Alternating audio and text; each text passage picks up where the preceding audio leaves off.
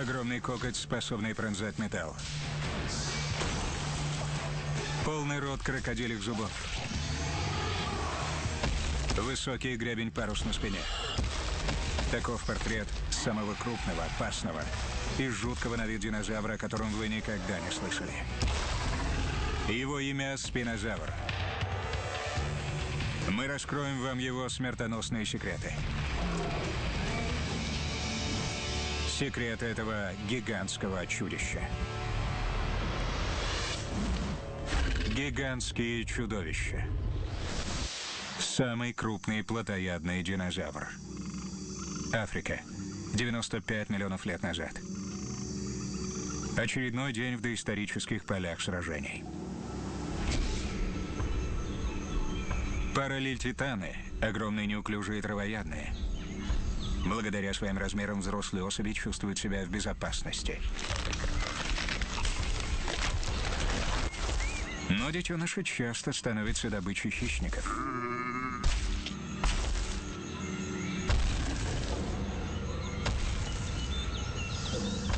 На охоту вышел Ругопс, 9-метровая машина убийства.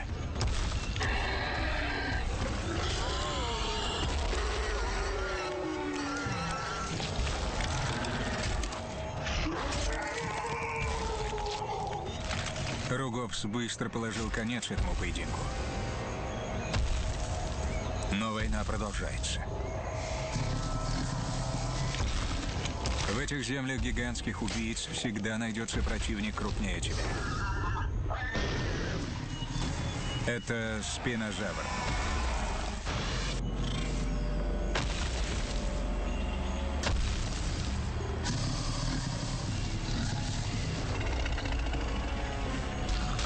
Такие динозавры, как тираннозавр и аллозавр, весьма популярны и известны всем. Но Спинозавр также заслуживает звездный статус. Спинозавр был поистине потрясающим динозавром. Крупный и хорошо приспособленный к среде обитания хищник, чье тело по сравнению с другими менее интересными на вид динозаврами говорит о специализированной адаптации для определенного образа жизни. Его по праву можно назвать одной из звезд мира динозавров. Спинозавр заслуживает пристального внимания ввиду своих размеров, а также причудливого и крайне злобного нрава. Если бы я узнал, что где-то бродит живой спинозавр, то сразу бы помчался смотреть. Хотелось бы увидеть это чудище в современном мире, как оно передвигается, ищет корм. Просто стоит посреди улицы. Вид этого удивительного создания в современной обстановке был бы поистине захватывающим зрелищем. Воскреси мы его, он стал бы ходячим кошмаром. Только подумайте, ведь этот внушающий ужас зверь с длиной корпуса 18 метров — прирожденный убийца. Это был настоящий великан среди прочих плотоядных динозавров, о которых нам известно. Вытянутый череп с мощными челюстями, увенчанными острыми зубами. Огромные передние лапы с неимоверными когтями. И необычный гребень на спине, образованный вытянутыми позвонками. Он был похож на парус. Этот парус отличает спинозавра от прочих динозавров. Так как получилось, что такое удивительное создание осталось в безвестности? Ответ прост. Окаменелых останков, которые подтвердили бы его уникальность, не сохранилось. Цельного скелета этого чудища в природе попросту не существует. Есть лишь пара костей. Чтобы воскресить спинозавра, мы должны пользоваться и другими источниками, кроме окаменелых останков, и реконструировать его изнутри. Для этого нам потребуется трехмерная компьютерная графика и современные технологии сканирования, чтобы проникнуть в строение существующих останков. Затем при помощи роботизированных монстров мы воспроизведем его методы охоты. Взгляните на его зубы. Какой они формы? Неужели они могли разрывать плоть? А эти челюсти? Как он использовал свои огромные лапы? Как глубоко проникали в плоть когти? О спинозавре нам известно лишь то, что он был огромным и странным на вид.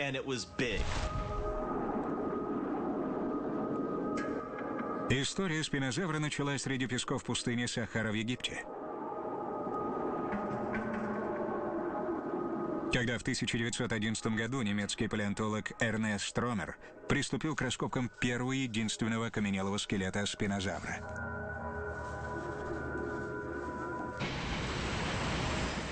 Штромер привез находку в Баварский музей естественной истории в Мюнхене. Здесь мир впервые узнал, как мог выглядеть этот удивительный доисторический зверь. Это фотография реально существовавших останков спинозавра, висевших на стене в Мюнхенском музее. От этих удлиненных костей спинозавр и получил свое название. Эти наросты удлиненные спины и позвонки. Длина самого большого из них 1,65 м. Другое отличие — длинная крокодилья челюсть. Это уникальный экземпляр, единственный когда-либо найденный скелет спинозавра.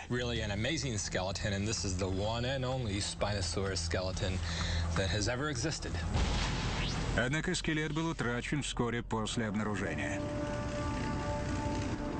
История человеческая столкнулась с доисторией. В годы Второй мировой войны Великобритания и ее союзные войска проводили массированные бомбардировки ключевых объектов Германии.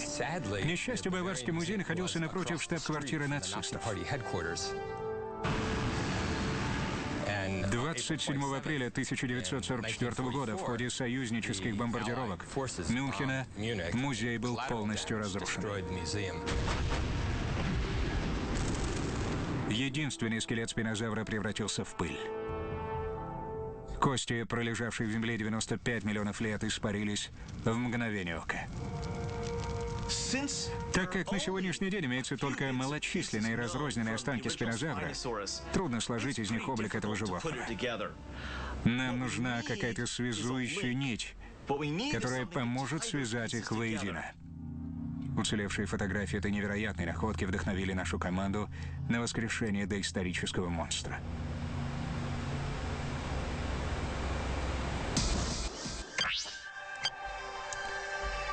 Эти фотографии заставили задуматься о том, как охотился и убивал древний хищник.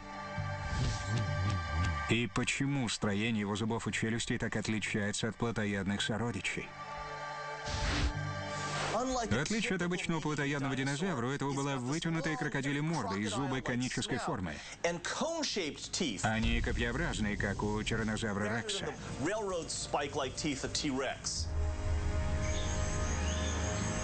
И зачем ему нужны были такие массивные передние конечности с огромными когтями? Когти лапы спинозавра — это настоящие мясные крюки, какие можно увидеть на бойне или в лавке мясника. Там вы можете увидеть туши на подобных крюках.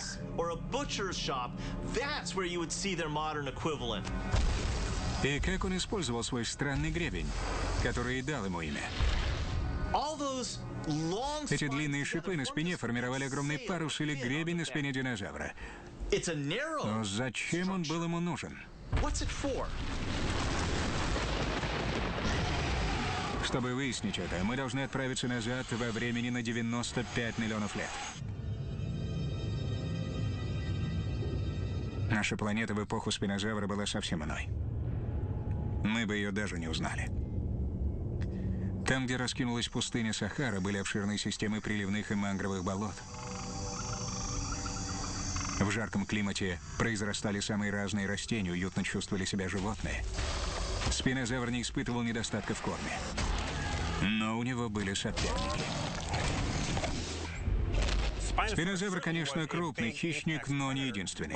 И если посмотреть на ту эпоху и то окружение, мы поймем, что он жил бок о бок с некоторыми другими крупными хищниками. И есть свидетельство, что их было не так уж и мало. Спинозавр делил эти земли с крупными травоядными динозаврами, которые могли составлять основу его рациона. Но ему приходилось бороться за пищу с довольно свирепыми конкурентами. Одним из главных соперников спинозавра был огромный хищник, чье имя Кархароодонтозавр. Также трудно прочесть, как и сосчитать острые зубы в его пасти. Проще говоря, это огромная сухопутная акула, невероятно грозный хищник с мощными челюстями. А у самой кромки воды можно было встретить огромных крокодилов размером с автобус, поджидавших добычу на мелководье. Эти могли охотиться на кого угодно. Любой вид динозавров легко мог стать их добычей. Но спинозавр был царем среди плотоядных, самым опасным и крупным хищником.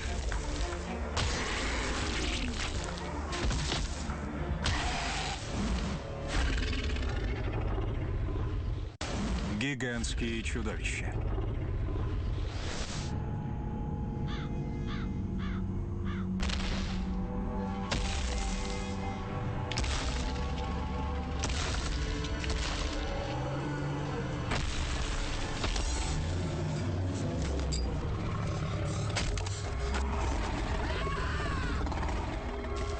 И хотя нам удалось воскресить монстра из прошлого, все же мы рады, что жил он 95 миллионов лет назад.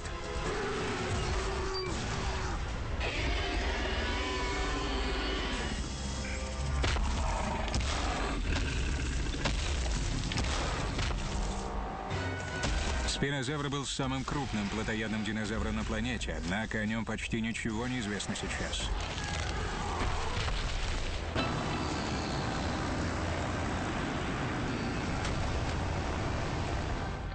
Самый полный скелет спинозавра был уничтожен в бомбежках Второй мировой.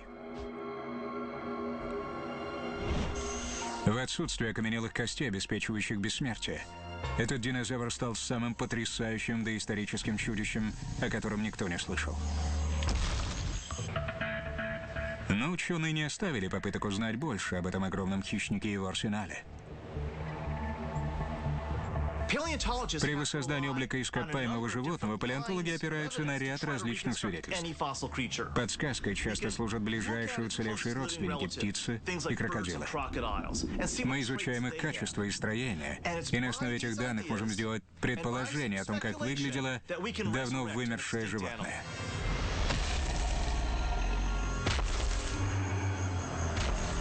Однако спинозавр не был похож ни на одного другого динозавра. Невероятно, но факт. Недостающее звено для этого удивительного монстра было обнаружено не в Африке, а в 3000 километрах от нее, в английской деревушке.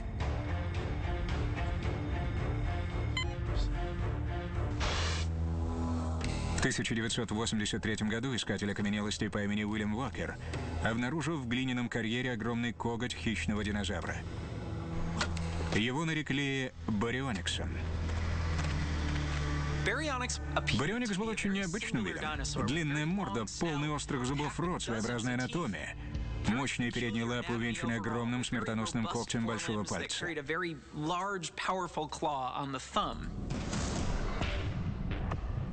Этот огромный коготь был грозным орудием, но мог встречаться и у другого вида. Некоторые проницательные палеонтологи заметили интригующее сходство этого динозавра из Англии и спинозавра. Палеонтологи установили, что Барионикс был близким родственником спинозавра.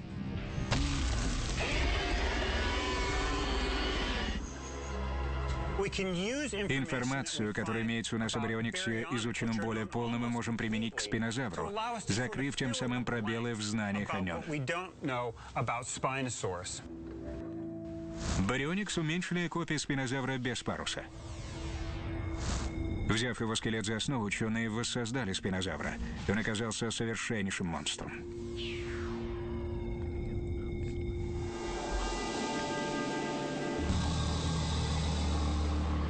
С длиной корпуса 18 метров, двухметровыми передними лапами, с когтями длиной 38 сантиметров и весом 8 тонн, спинозавр был схож по габаритам с этим грузовиком и на 2,5 тонны тяжелее его.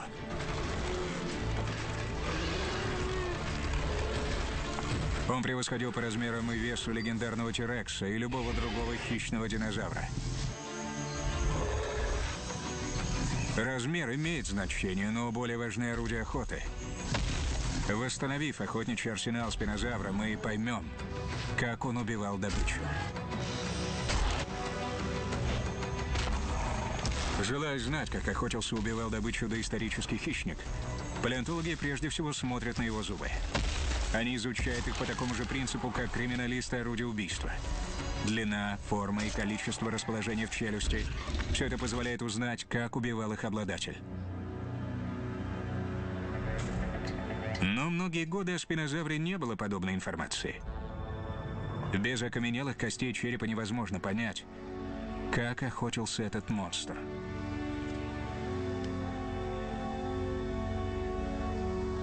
Но вот ученые получили долгожданный экземпляр. В 1975 году в пустыне Кем-Кем в Марокко палеонтологи нашли окаменелые фрагменты костей спинозавра.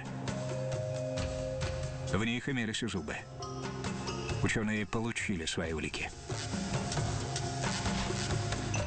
Группа палеонтологов под руководством Кристиана Дель Саса изучила окаменелые зубы спинозавра в Музее естественной истории в Милане.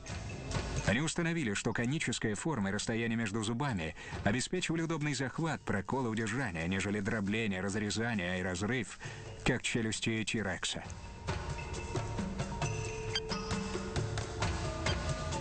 Если рассмотреть череп Ти-рекса, то сразу видно, что он задуман природой как мощный таран или зак в одном корпусе. У спинозавра череп устроен совсем по-другому. Он не предназначен для приема на себя силы корпуса. Его зубы служили скорее для захвата и удержания. Массивный череп Ти-рекса был орудием, способным крушить и рвать на части покрытых толстыми защитными пластинами животных. Но как спинозавр использовал свои зубы? Или у него было другое секретное оружие?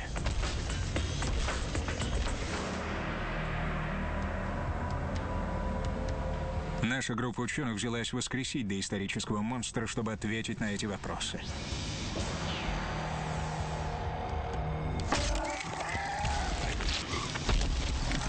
Восстановить облик спинозавра было крайне трудно, учитывая то, что первый найденный окаменелый скелет был утрачен.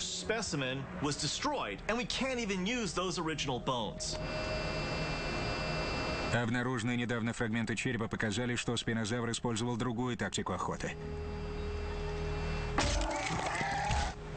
Его зубы не были приспособлены для разрывания защищенной броней кожи, костей и плоти, как у Ти-рекса. Их зубы конической формы длиной 20-25 сантиметров росли из невероятно мощных челюстей. Это очень грозное орудие уничтожения.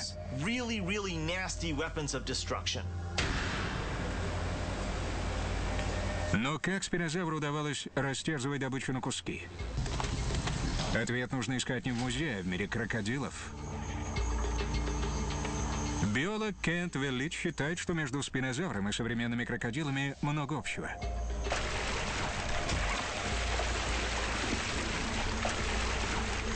Если провести параллель между черепом крокодила и предполагаемым черепом спинозавра, то можно сделать вывод, что и у него была удлиненная морда с длинными зубами конической формы.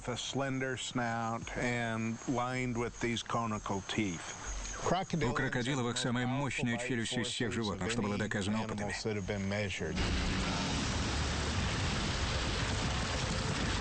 Их челюсти способны давить с невероятной силой, но зубы не приспособлены для разрывания плоти на куски.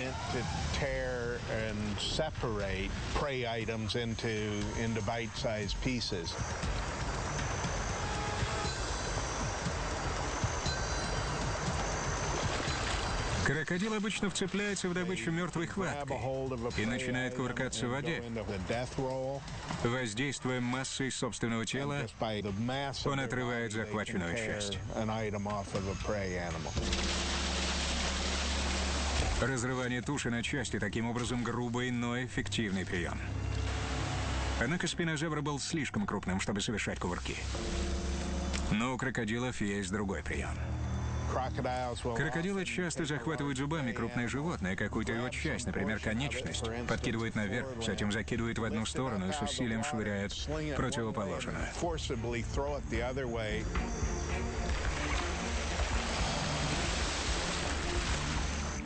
Конечность отрывается под весом самой добычи. Крокодил заглатывает оторванную часть, затем идет искать остаток туши. Крокодил в буквальном смысле разбивает свою добычу на куски. Спинозавр мог использовать схожий прием. Приблизившись к жертве, спинозавр вонзал свои длинные конические зубы в ее плоть. Затем он начинал мотать головой из стороны в сторону, выдергивая куски мяса. От этих резких движений шея жертвы быстро ломалась.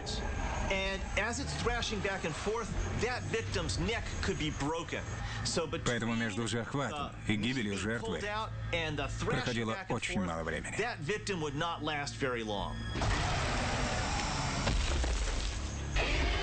Спинозавр, который был в 3 раза длиннее самого крупного крокодила и в 6 раз тяжелее его, обладал огромной мощью. Было у него перед крокодилами другое преимущество. Бегал он быстрее, чем большинство животных, которыми он питался. И на то были причины. Спинозавр жил в мире, где за добычу велась жестокая борьба между хищниками, и где даже такие неуклюжие животные, как паралититаны, были на удивление хорошо вооружены. Они могли наносить удары хвостами, словно огромными дубинами. Удар таким хвостом можно сравнить с ударом бревна. Этот 8-тонный зверь длиной 18 метров с парусом на спине должен был отличаться проворством и скоростью. И то, и другое зависело исключительно от ног. Они были идеально приспособлены для скорости и удобного передвижения вперед. Если взглянуть на строение ног любого плотоядного динозавра, вы увидите, что они созданы только для движения вперед. Кости и суставы, бедра и ноги у этих огромных чудищ должны были выносить огромное давление и скручивание, чтобы удерживать движение в 8 тонн веса. У них была очень прочная костная структура, особенно в том месте, где крепилась самая крупная мышца бедра. Она была устроена по принципу мостовой фермы. От нее шла вверх крупная мышца, которая крепилась к этому суставу, что повышало эффективность всей системы. Обладая гибкими стопами, мощными ногами и прочными бедрами, спинозавр был создан для быстрого передвижения. Если уж он замечал добычу, и лучше было скорее прятаться. Если вы бежите по прямой, он гонится за вами, то обязательно догонит. Только если вы не олимпийский бегун. Шанса оторваться от него практически нет. К тому же люди имеют подходящую высоту для удобного хватания. Все динозавры в сравнении с современными животными двигались очень ловко. Они легко переловили бы всех нас.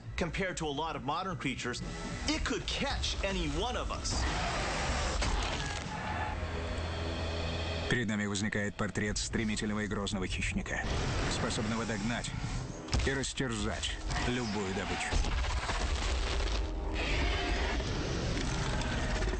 Но у этого монстра остались другие ужасные секреты, которые мы хотели бы раскрыть. Каждая его лапа размером со взрослого мужчину была увенчана огромным мясным крюком.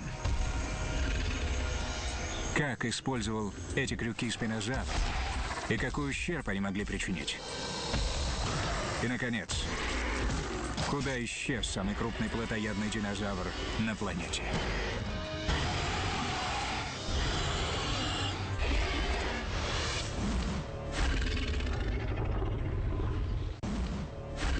Гигантские чудовища. Спинозавр, похожий на чудище из голливудского триллера, тем не менее был реальным доисторическим хищником внушительных размеров. Самым крупным из всех, что обитал на планете. Хотя вы, возможно, ничего о нем не слышали.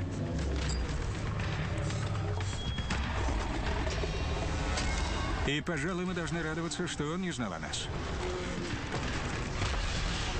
Пользуясь научными данными, мы попытались воскресить этого монстра. Мы уже рассмотрели его почти 2-метровую челюсть. Но было у спинозавра и другое грозное оружие. Острые, как ножи, когти на мощных передних лапах.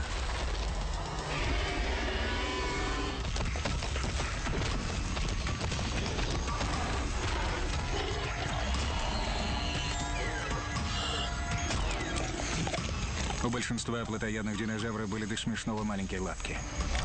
В сравнении с ними спинозавр похож на бодибилдера с гигантскими когтями. Современные крупные сухопутные хищники, такие как белые медведи, гризли, сибирские тигры, все имеют мощные когти, которые легко могут расправиться с человеком. Но в сравнении с гигантскими когтями спинозавра они ничто.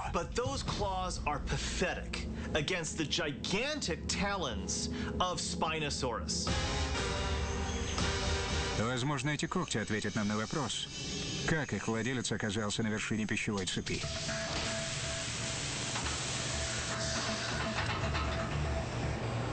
В лаборатории недалеко от Лос-Анджелеса ученые и мастера спецэффектов совместными усилиями провели любопытный эксперимент.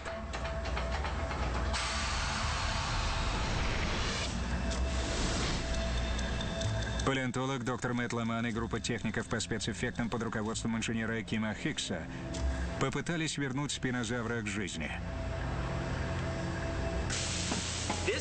Это реконструкция передней конечности спинозавра. Размер взят от самой крупной из известных науке особей.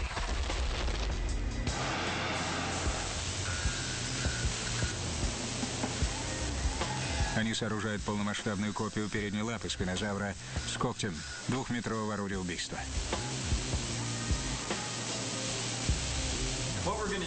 Сегодня мы испытаем эту механическую копию конечности спинозавра на современных предметах, материалах, чтобы узнать, какой ущерб она могла нанести.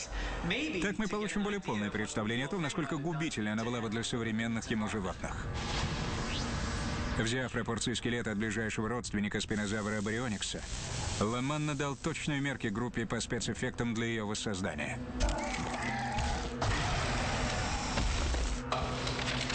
Пропорции получились очень удачными. Мы точно следовали моим указаниям. Мы увеличили ее до 2 метров согласно вашим масштабным рисункам. Мощная воздушная пушка будет приводить в движение стальную лапу. Сама лапа закреплена на бетонном полу 17-12-миллиметровыми болтами.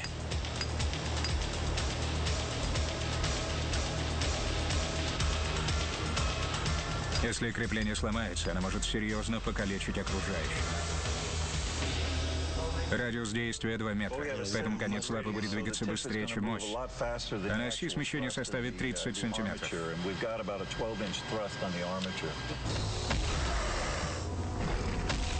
Трудно рассчитать реальную силу доисторического животного, но если расчеты Ламана верны, размер у нее то, что надо.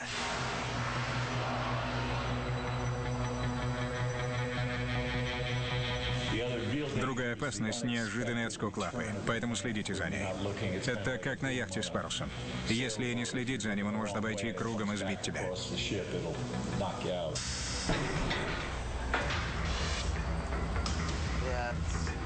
Первым испытает на себе мощь лапы блок баллистического геля.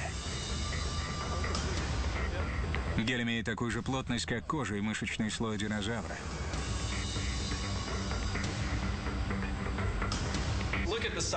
Только взгляните на размер этих порезов, оставленных когтем. Он входит очень глубоко. Хотя я давлю совсем легонько. Настал решающий момент.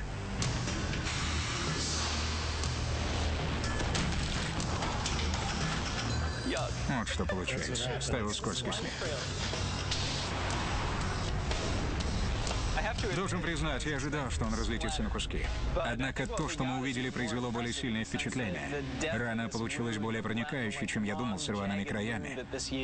Представьте, если нанести такой удар по корпусу крупного животного, это будет очень серьезная рана.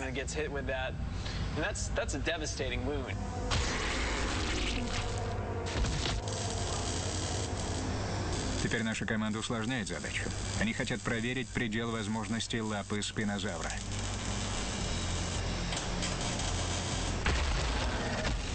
Когти легко порвали плоть, но могли ли они пробить броню крупных доисторических животных? Роль грубой кожи динозавра будет играть стальная дверь автомобиля. Она испытает подлинную мощь спинозавра.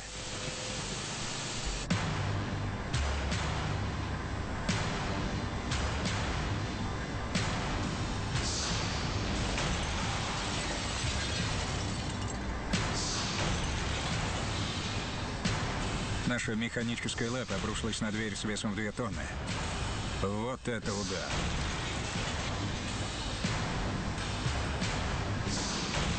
Очевидно, это животное наносило удар за ударом, атакуя жертву своими огромными когтями.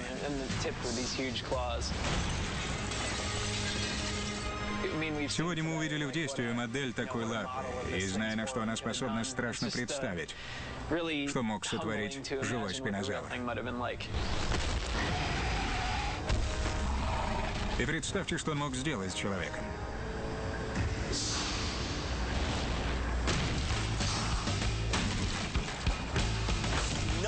Ни одно животное не хотело оказаться рядом с этими страшными когтями. Однако у спинозавра осталась еще одна загадка. Зачем ему был нужен тот высокий гребень? Что дал ему название?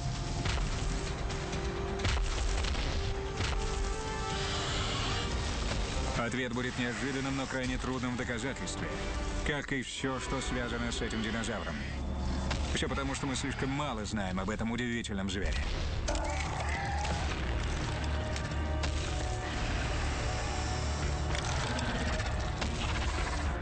Утрата первого обнаруженного скелета спинозавра была большой потерей для науки.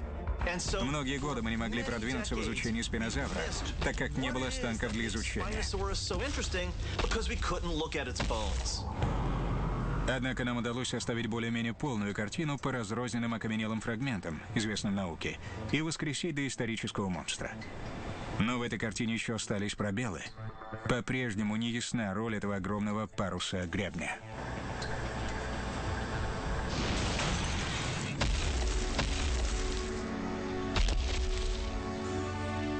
Палеонтологи часто ищут прямые соответствия в анатомии современных и доисторических животных. Но здесь это не поможет. В современном мире нет животных, имеющих такой гребень. Поэтому палеонтологи могут лишь строить догадки о его функциях. Так для чего служил этот парус? Ответ может крыться в жарком климате. В то время температуры на планете были гораздо более высокими. Поэтому животное, которое много двигается, должно было позаботиться об охлаждении организма.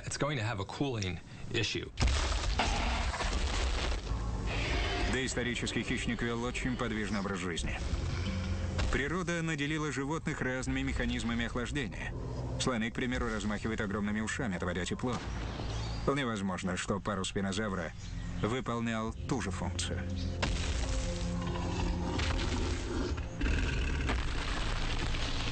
Такой парус дает огромную поверхность для отвода тепла, однако не увеличивает вес животного. Это очень легкая конструкция.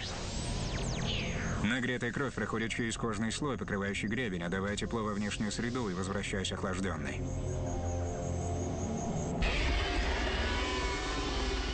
Согласно другому предположению, парус мог служить не средством охлаждения, а украшением для привлечения партнеров. В царстве животных такие заметные украшения не редкость. Самцы часто носят ветвистые рога или богато украшенное хвостовое оперение для привлечения самок. Гребень спинозавра мог быть доисторическим эквивалентом павлиньего хвоста. Им он мог отпугивать других самцов. Может быть, размер и окрас гребня указывал на то, какой из самцов сильнее, который доминирует в группе и который получает приоритет в выборе самок. Однако при наличии всего одного скелета трудно судить, был ли гребень только у самцов. Существует и более невероятная теория относительно функции гребня. Она была предложена итальянскими учеными, изучившими единственный окаменелый позвонок спинозавра. Это ловля рыбы. Да, именно ловля рыбы. Многие палеонтологи склоняются к мнению, что спинозавр был не только самым большим плотоядным динозавром, но и рыбоядным тоже. Некоторые виды птиц, питающихся рыбой, используют крылья для создания тени в воде. Рыба собирается в этих затененных участках, и когда она подплывает поближе, птица выхватывает ее из воды клювом. Мог ли спинозавр использовать свой гребень подобным образом, а потом с помощью зубов и когтей выуживать рыбу? Желая ответить на этот вопрос, палеонтолог Кристиано Дель Сас и его коллеги изучили окаменелую челюсть спинозавра. Они обнаружили одну особенность, подтверждающую эту теорию. Морда ископаемого зверя испещрена крупными углублениями. Такие углубления имелись только у семейства спинозавридов. И снова ответ на вопрос нужно искать у крокодилов.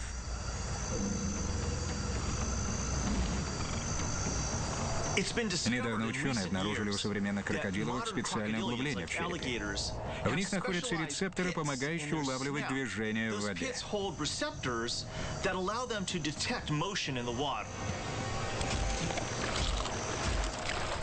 На черепе спинозавра также имеется подобное углубление.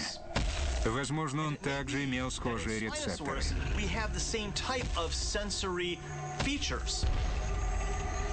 Но как узнать, действительно ли у спинозавра были подобные органы? Как заглянуть внутрь окаменелого черепа возрастом 95 миллионов лет? Итальянские ученые подвергли череп сканированию, чтобы узнать его внутреннее строение.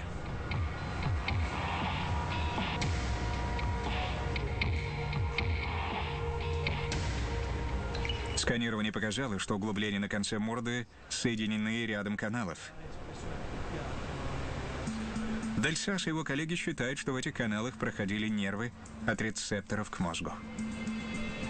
Это пока неизвестно нам наверняка. Потребуется детальное анатомическое изучение, чтобы связать эти впадины с аналогичными впадинами у крокодиловых. Тот факт, что анатомические особенности черепа и зубов спинозавра схожи с крокодилями, навел ученых на мысль о том, что и повадки этого хищника могли походить на крокодильи.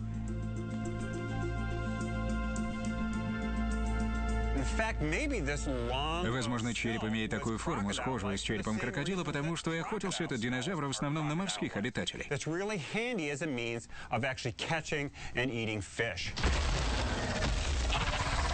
Тогда вполне вероятно, что огромные когти, пригодные для вспарывания брюха жертвы, отлично служили ему и как пара рыболовных крюков.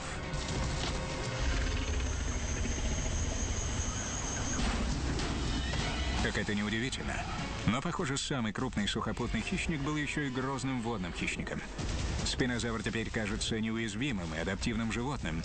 Огромной многофункциональной машины для убийства, от которой не спастись ни морским, ни сухопутным зверям.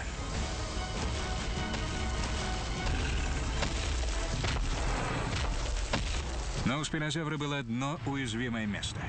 К тому же его царство террора клонилось к закату.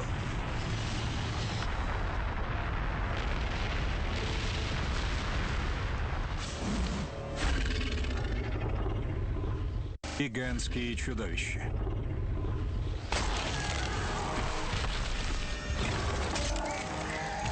Самый крупный плотоядный динозавр на планете, спинозавр, до сих пор оставался неизвестным большинству людей.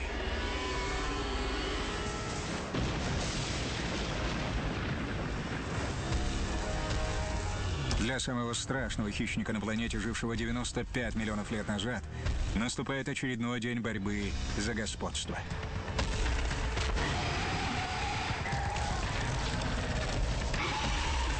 Будучи самым крупным сухопутным хищником, спинозавр не боялся даже таких грозных плотоядных монстров, как кархародонтозавр. При таких размерах спинозавр легко мог отбить добычу у кархародонтозавра.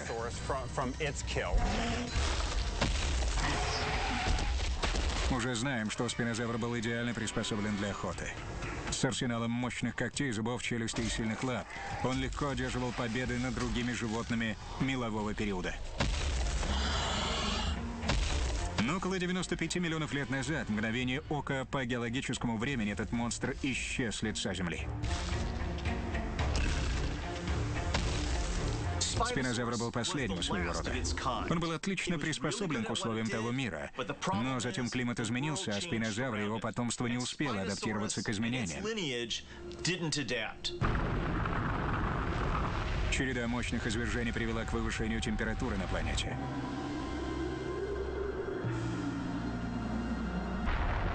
Моря отступили. Привычная среда обитания спинозавра с обилием корма исчезла. Уровень моря значительно опустился. Среда обитания спинозавра стала меняться.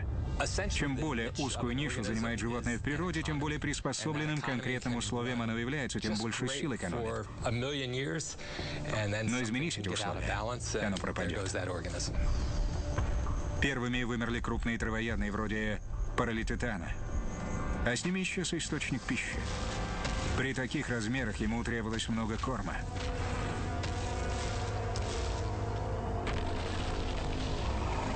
Огромный размер спинозавра больше не являлся преимуществом, а скорее обузой. Спинозавр был приспособлен к охоте на очень крупную добычу. Мелкие хищники вроде ругопса быстрее адаптировались к переменам климата. Спинозавры же вынуждены были питаться падалью. Их размер не спасал от нападок мелких, но ловких хищников.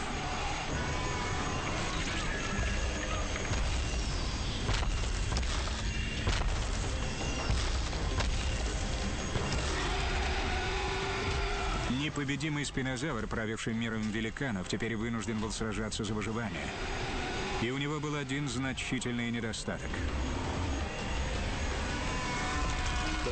Выросты на его спине были сплавлены с позвонками. Поэтому, если спинозавр падал на спину, он травмировал позвоночник и погибал.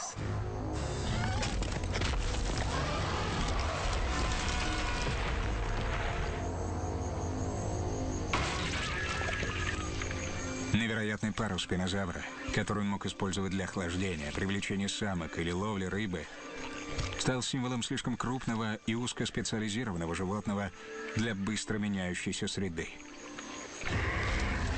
95 миллионов лет назад мир изменился, но спинозавры не успели приспособиться. Специализированные качества спинозавра вкупе с его большим размером обеспечили ему процветание в благоприятные времена. Но когда условия изменились, когда изменился климат, его недавние преимущества обратились в недостатки, так как ни размер, ни эти качества более не отвечали требованиям новой среды. Он был слишком крупным, чтобы выжить. Поэтому уже не важно, сохранил ли он господство. Если ему не хватало корма, чтобы поддержать собственный организм, то он не мог выкормить и потомство. И никакие грозные орудия убийства тут не помогут.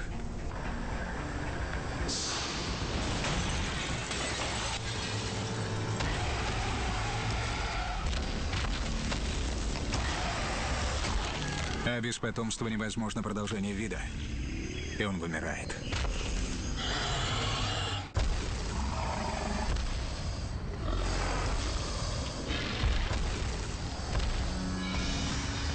Мы воскресили монстра. Воссоздали доисторическое чудовище, которому место в фильме ужасов. Хищника возрастом 95 миллионов лет. Убийцу с корпусом 18 метров и двухметровыми лапами, вооруженными когтями длиной 36 сантиметров, который весил 8 тонн.